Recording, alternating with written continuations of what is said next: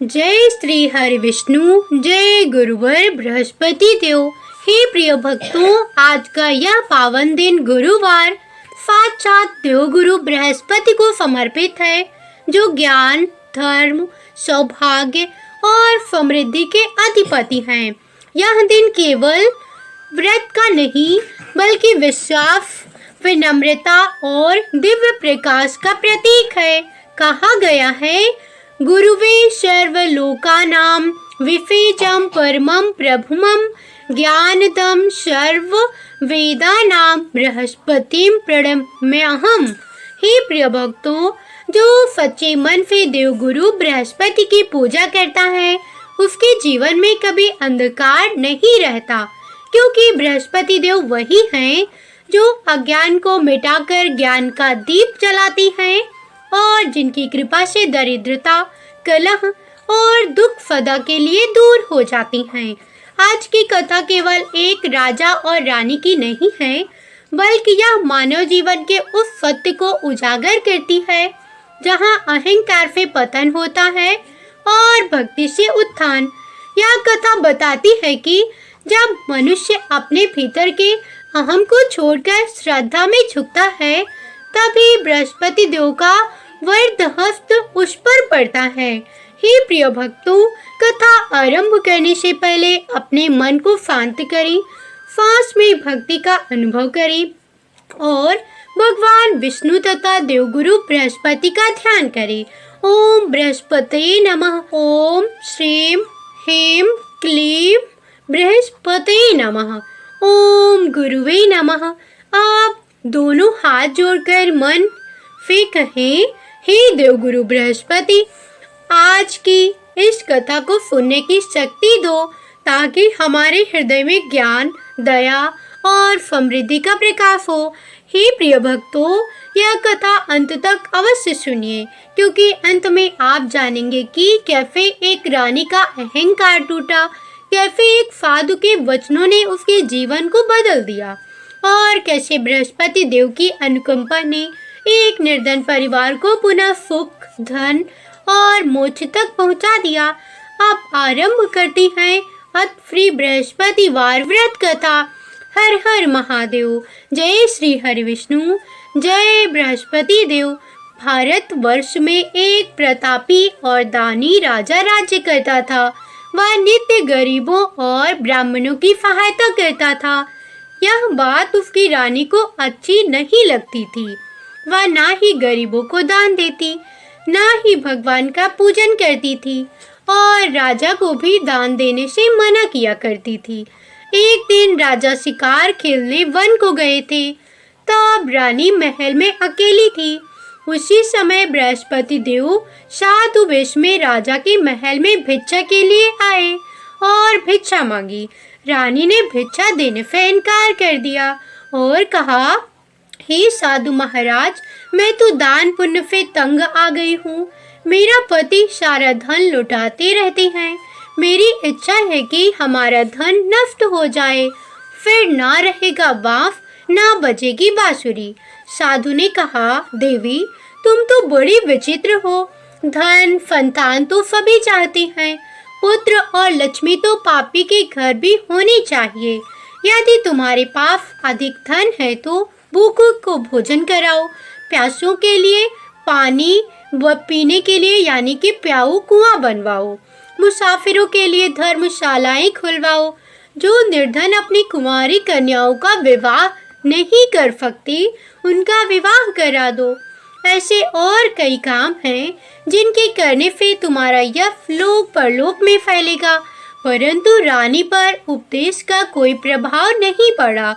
वह बोली, महाराज, आप मुझे कुछ ना समझाएं।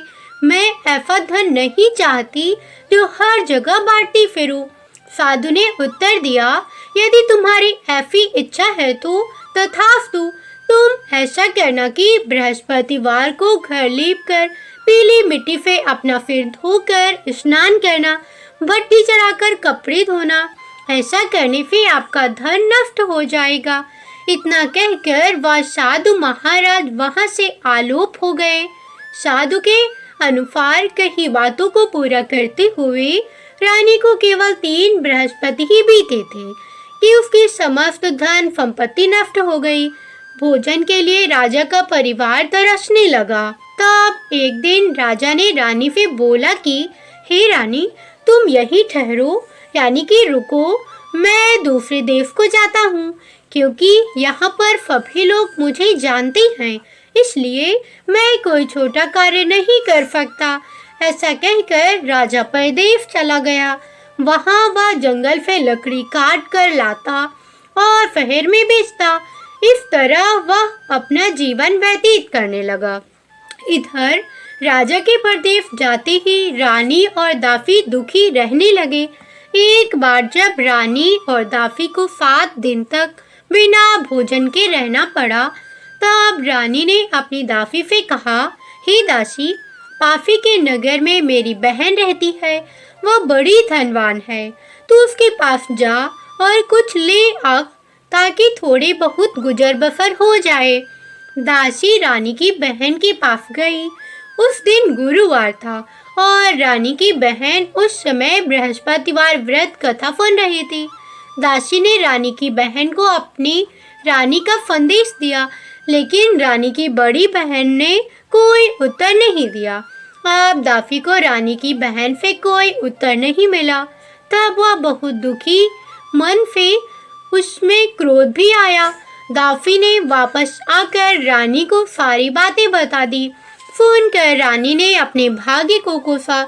उधर रानी की बहन ने सोचा कि मेरी बहन की दासी आई थी, परंतु मैं उससे नहीं बोली, इससे वह बहुत दुखी हुई होगी। कथा सुनकर और पूजन समाप्त करके वह अपनी बहन के घर आई और कहने लगी, हे बहन, मैं बृहस्पतिवार का व्रत कर रही थी, तुम्हारी दासी मेरे घर आई थी, परंतु जब तक कथा होती है तब तक ना उठती हैं और ना ही बोलती हैं, इसलिए मैं नहीं बोली। कहो दासी क्यों गई थी? रानी बोली, बहन, तुमसे क्या छिपाऊं, हमारे घर में खाने तक को अनाज नहीं था। ऐसा कहते कहते रानी की आंखों आंसुओं से भर आई। उसने दासी समेत पिछले 7 दिनों से भूखे रहने का वृतांत तो सुनाया। अपनी बहन को आदर पूर्वक बिठाया और सारी बातें कह सुनाई। रानी की बहन बोली, देखो बहन, भगवान बृहस्पति देव सबकी मनोकामनाओं को पूर्ण करती हैं। देखो, शायद तुम्हारे घर में भी अनाज रखा हो। पहले तो रानी को विश्वास नहीं हुआ, पर बहन के आग्रह करने पर उसने अपनी दासी को अंदर भेजा। तब उसे सचमुच अनाज से भरा एक घड़ा मिल गया। यह देखकर दासी को बड़ी हैरानी हुई। दासी रानी से कहने लगी, हे रानी, जब हमको भोजन नहीं मिलता तो हम व्रत ही तो करती हैं, इसलिए क्यों ना इनसे व्रत कथा की विधि पूछ ली जाए ताकि हम भी व्रत कर सकें। तब रानी ने अपनी बहन से बृहस्पतिवार व्रत के बारे में पूछा। उसकी बहन ने बताया, बृहस्पतिवार के व्रत में चने की दाल और मुनक्का से विष्णु भगवान का केले की जड़ में पूजन करें तथा दीपक जलाएं, व्रत कथा सुने और पीला भोजन ही करें, इससे बृहस्पति देव प्रसन्न होते हैं। व्रत और पूजन विधि बताकर रानी की बहन अपने घर को लौट गई। 7 दिन के बाद जब गुरुवार आया, तब रानी और दासी ने व्रत रखा। गुड़ फाल में जाकर चना और गुड़ लेकर आई, फिर उससे केले की जड़ तथा विष्णु भगवान का पूजन किया। आप पीला भोजन कहाँ से आए? इस बात को लेकर दोनों बहुत दुखी थे, क्योंकि उन्होंने व्रत रखा था, इसलिए बृहस्पति देव उनसे प्रसन्न थे।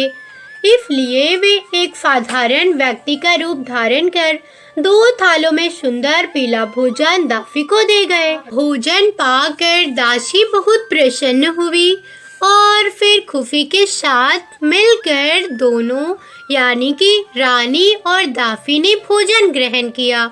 उसके बाद वे सभी गुरुवार को व्रत और पूजन करने लगी। बृहस्पति भगवान की कृपा से उनके पास फिर से धन संपत्ति आ गई। परंतु रानी फिर पहले की तरह आलस्य करने लगी। तब दासी बोली, देखो रानी, तुम पहले भी इस प्रकार आलस्य करती थी। तुम्हें धन रखने में कष्ट होता था, इस कारण सभी धन नष्ट हो गया, और अब जब भगवान बृहस्पति की कृपा से धन मिला है, तब तुम्हें फिर आलस्य होता है। रानी को समझाते हुए दासी कहती है कि बड़ी मुसीबतों के बाद हमने यह धन पाया है, इसलिए हमें दान पुण्य करना चाहिए, भूखे मनुष्यों को भोजन कराना चाहिए और धन को शुभ कार्यों में खर्च करना चाहिए, जिससे तुम्हें कुल यश बढ़े, तुम्हारे कुल का यश बढ़े, स्वर्ग की प्राप्ति होगी और पितृ प्रसन्न होंगे। दासी की बात मानकर रानी अपना धन शुभ कार्यों में खर्च करने लगी, जिससे पूरे नगर में उसका यश फैलने लगा। बृहस्पतिवार व्रत कथा के बाद श्रद्धा के साथ आरती की जानी चाहिए। इसके बाद प्रसाद बांटकर उसे ग्रहण करना चाहिए। एक दिन राजा दुखी होकर जंगल में एक पेड़ के नीचे आसन जमा कर बैठ गया। वह अपनी दशा को याद करके व्याकुल होने लगा। बृहस्पतिवार का दिन था। एकाएक उसने देखा कि निर्जन वन में एक साधु प्रकट हुए। वह साधु वेश में स्वयं बृहस्पति देवता थे। लकड़हारे के सामने आकर बोले, हे लकड़हारे, इस सुनसान जंगल में तू चिंतामग्न क्यों बैठा है? लकड़हारे ने दोनों हाथ जोड़कर प्रणाम किया और उत्तर दिया, महात्मा जी, आप सब कुछ जानते हैं, मैं क्या बताऊं? यह कहकर वह रोने लगा और साधु को अपनी आत्मकथा सुनाई। महात्मा जी ने कहा, तुम्हारी स्त्री ने बृहस्पतिवार के दिन बृहस्पति भगवान का निरादर किया है, जिसके कारण रुष्ट होकर उन्होंने तुम्हारी यह दशा कर दी। अब तुम चिंता मुक्त हो जाओ और मैं जो कहता हूँ वो करो, तब तुम्हारे सब कष्ट दूर हो जाएंगे और भगवान पहले से भी अधिक संपत्ति देंगे। तुम बृहस्पतिवार के दिन कथा किया करो बृहस्पति देव की। 2 पैसे के चने मुनक्का लाकर उसका प्रसाद बनाओ और शुद्ध जल से लोटे में शक्कर मिलाकर अमृत तैयार करो। कथा के पश्चात अपने सारे परिवार और सुनने वाले प्रेमियों में अमृत व प्रसाद बांटकर आप भी ग्रहण करो। ऐसा करने से भगवान तुम्हारी सब मनोकामनाएं पूर्ण करेंगे। साधु के ऐसे वचन सुनकर लकड़हारा बोला, हे प्रभु, मुझे लकड़ी बेचकर इतना पैसा नहीं मिलता जिससे भोजन के उपरांत कुछ बचा सकूं। मैंने रात्रि में अपनी स्त्री को व्याकुल देखा है। मेरे पास कुछ भी नहीं जिससे मैं उसकी खबर मंगा सकूं। साधु ने कहा, हे लकड़हारे, तुम किसी बात की चिंता मत करो।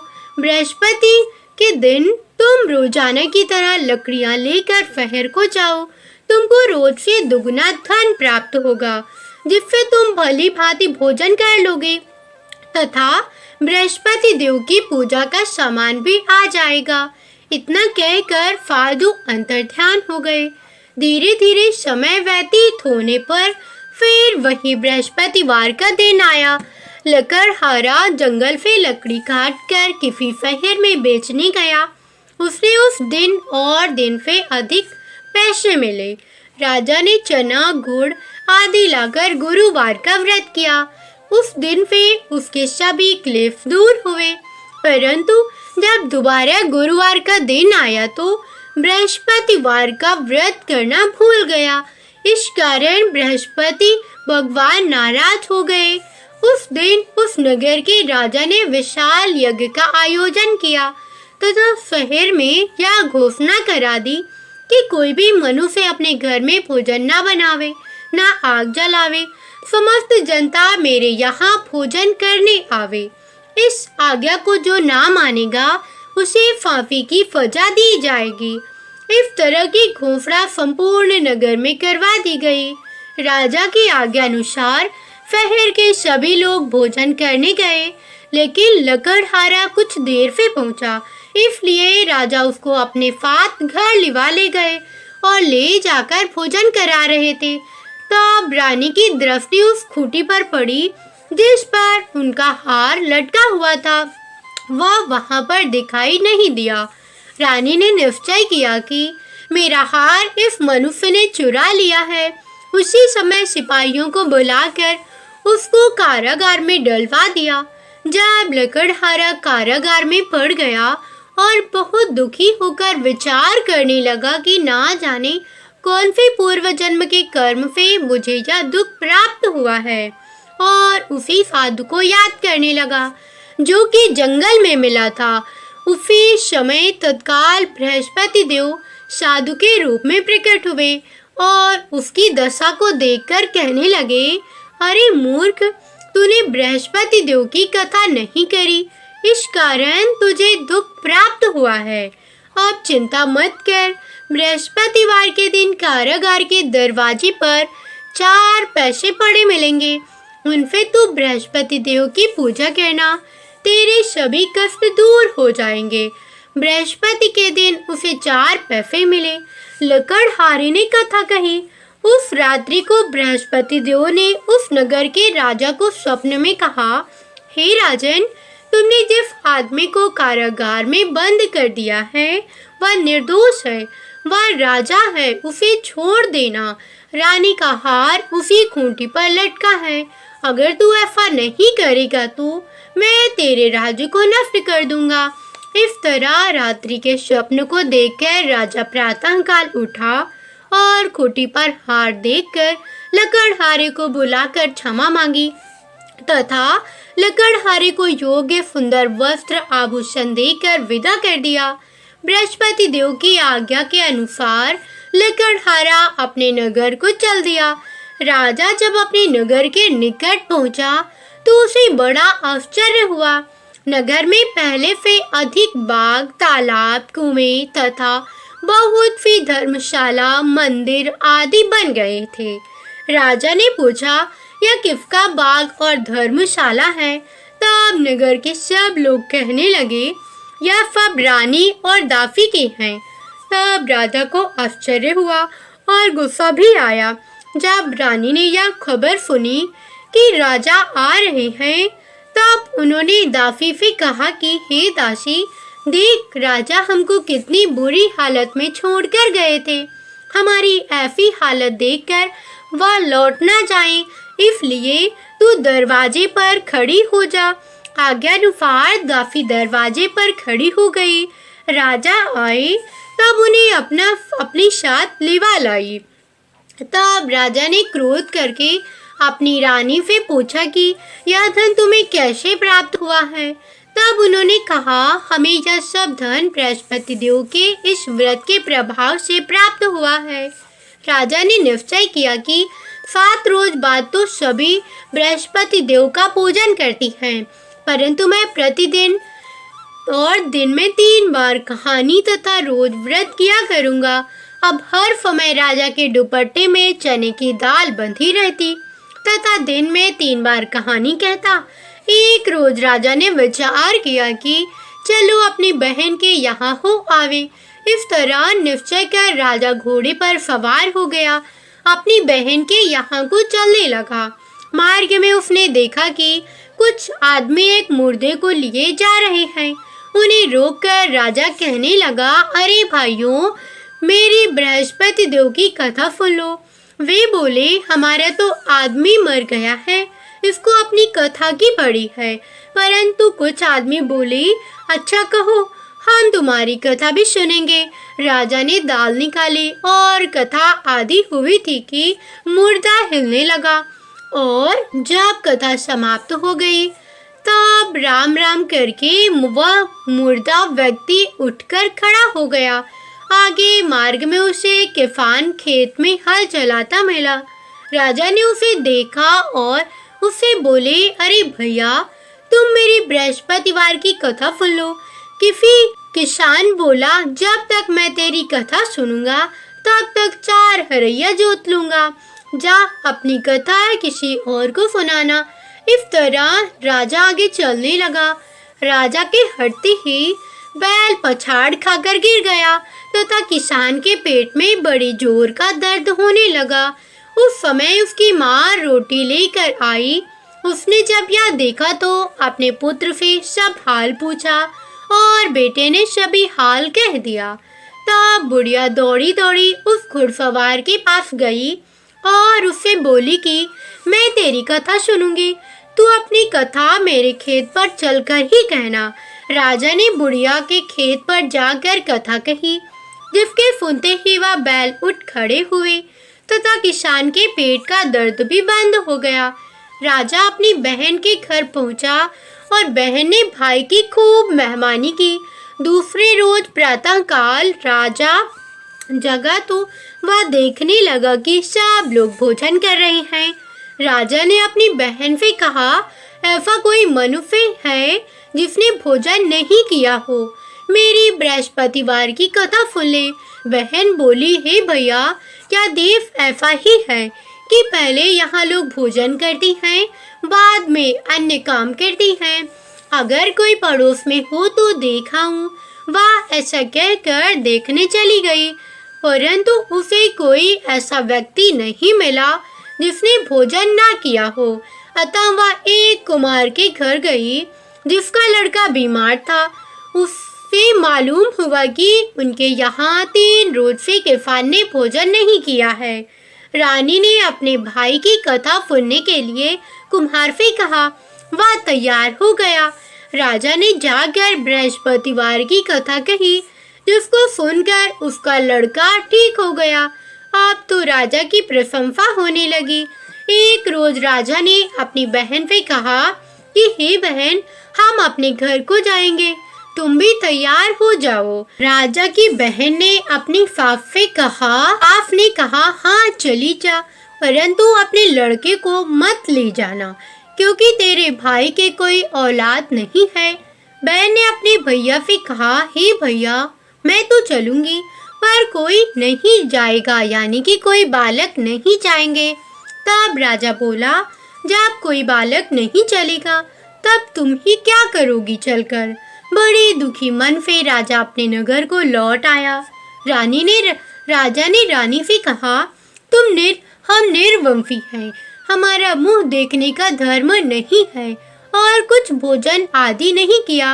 रानी बोली, हे प्रभु, बृहस्पति देव ने हमें सब कुछ दिया है, वह हमें औलाद अवश्य देंगे। उसी रात को बृहस्पति देव ने राजा से स्वप्न में कहा, हे राजा, उठ, सभी सोच त्याग दे, तेरी रानी गर्भ से है। राजा की यह बात सुनकर बड़ी खुशी हुई। 9वें महीने में उसके गर्भ से एक सुंदर पुत्र पैदा हुआ। तब राजा बोला, हे रानी, स्त्री बिना भोजन के रह सकती है, पर बिना कहे नहीं रह सकती। जब मेरी बहन आवे तो मुझसे कुछ मत कहना। रानी ने सुनकर हाँ कर दिया। जब राजा की बहन ने यह शुभ समाचार सुना तो वह बहुत खुशी हुई तथा बधाई लेकर अपने भाई के यहाँ आई।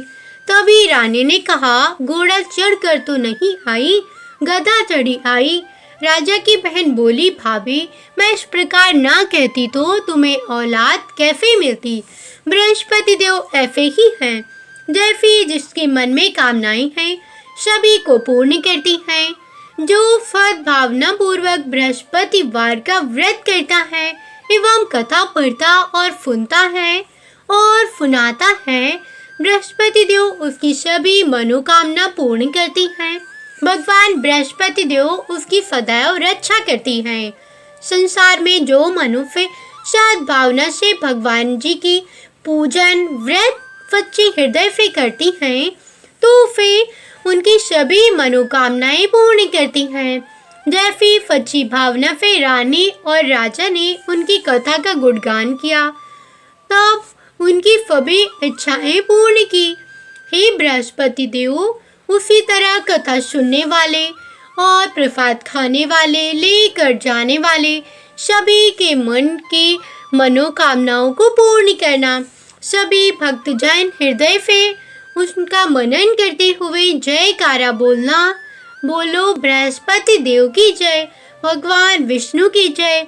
हे प्रिय भक्तों, अब हम सुनेंगे बृहस्पति देव की आरती। आइए श्रवण करती हैं। जय बृहस्पति देवा, ओम जय बृहस्पति देवा। छिनि छिनि भोग लगाऊं कदली फल मेवा। ओम जय बृहस्पति देवा, जय बृहस्पति देवा। तुम्हें पूरणी परमात्मा, तुम्हें अंतर्यामी, जगत पिता जगदीश्वर, तुम सबके स्वामी। ओम जय बृहस्पति देवा, जय बृहस्पति देवा। चरणामृत निज निर्मल, सभी पातक हरिता। सकल मनोरथ दायक, कृपा करो वरिता। ओम जय बृहस्पति देवा, जय बृहस्पति देवा। तन मन धन अर्पण करे, जो जन शरण पड़े। प्रभु प्रकट तभी हो करे, आकर दौर खड़ी। ओम जय बृहस्पति देवा, जय बृहस्पति देवा। दीन दयाल दयानिधि, भक्तन हितकारी। पापी दोष सब हरता, भवि बंधनिहारी। ओम जय बृहस्पति देवा, जय बृहस्पति देवा। सकल मनोरथ दायक, सब संशय हारो। विषय विकार मिटाओ, संतन सुखकारी। ओम जय बृहस्पति देवा, जय बृहस्पति देवा। जो कोई आरती तेरी, प्रेम सहित गावे। जेठानंदी आनंद करे, सो निश्चय पावे। ओम जय बृहस्पति देवा, जय बृहस्पति देवा। सभी भक्तजन प्रेम से बोलिए भगवान विष्णु की जय, बृहस्पति भगवान की जय, बृहस्पति देव की जय। हे प्रिय भक्तों, आप सभी कमेंट में बृहस्पति देव की जय अवश्य लिखिएगा। कैसी लगी वीडियो कमेंट करके बताइएगा। वीडियो को लाइक, चैनल को सब्सक्राइब अवश्य करिएगा।